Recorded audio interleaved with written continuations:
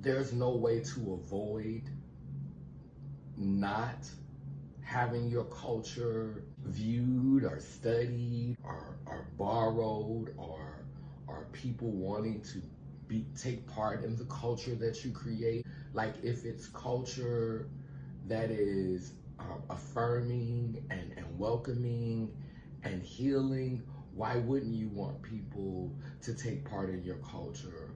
But my question to scholars who help to create culture and build culture, my question for you is, how do you know what is really what you feel if you've never taken the time to study your people outside of these institutions that are dominated by white supremacy, that are dominated by European thinking?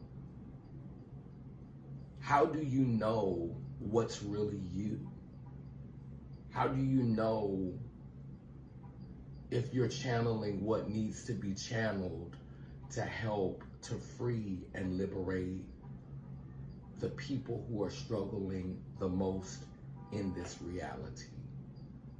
How do you know if you've never taken that time to go and be amongst the people, not the people who are on the same level as you, who come from the same background as you? Those people are the kind who help to shape this reality, who help to sustain this reality. How do you know if you're contributing the right things to society if you've never taken the time to go and hear the voice of people who did not have the opportunities that you had and who have not been able to experience life in the way that you've experienced it? When you put out this music and when you put out this content, when you put out these looks, for those of you who are in the industry doing hair and doing makeup and all of these looks that really just kind of like mirror American culture, again, white culture, what are you saying to people who don't resonate with that? Are you saying to them they will never be featured in this reality unless they conform?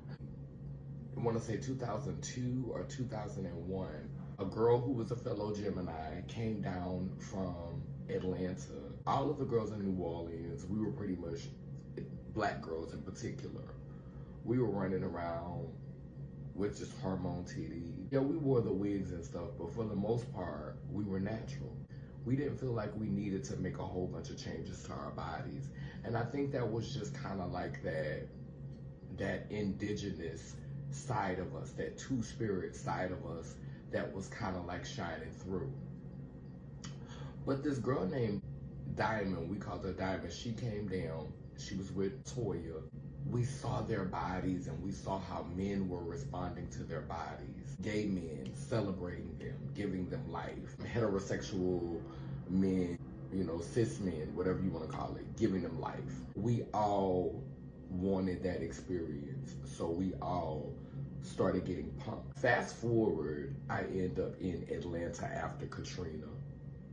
And Atlanta is just a whole nother level of assimilation. We like to prize it for its black excellence, but let's be clear, that is specifically for those who are able to assimilate into American culture. So what you get to take with you is your skin, but not really much of your culture. It was gay men who were correcting my womanhood. My womanhood was under a lens, under a microscope, and it was black gay men who were holding the microscope telling me, this is not ladylike, this is not how women should act, this is not how women should dress.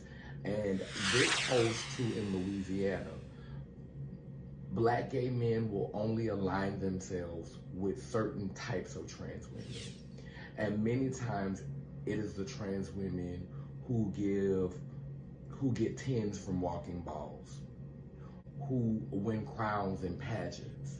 We know who's getting tens for walking bald, who's getting crowned in pageants. We know who this is. These are the type of trans women who perform whiteness well as Black people. The statuesque glamazons, these are the beings who not only set the tone for Black culture, but are actually kind of idolized in white culture, diminishing and putting down our African and our Afro-Indigenous roots. Those of us who cannot perform that, and those of us who do not celebrate that, we are pushed to the back of the bus in community. We're not taken seriously. What we choose to channel and celebrate in our daily expression, it is not favorable to the status quo. I want to leave this question with my Black gay brothers today. Is the work that you're doing today helping to liberate a people who do not resonate in any way with American culture, which are many times your direct ancestors? Are you out here taking advantage of vulnerable populations in order to gain brownie points with the machine, aka Massa, Mr. Charlie, in this matrix?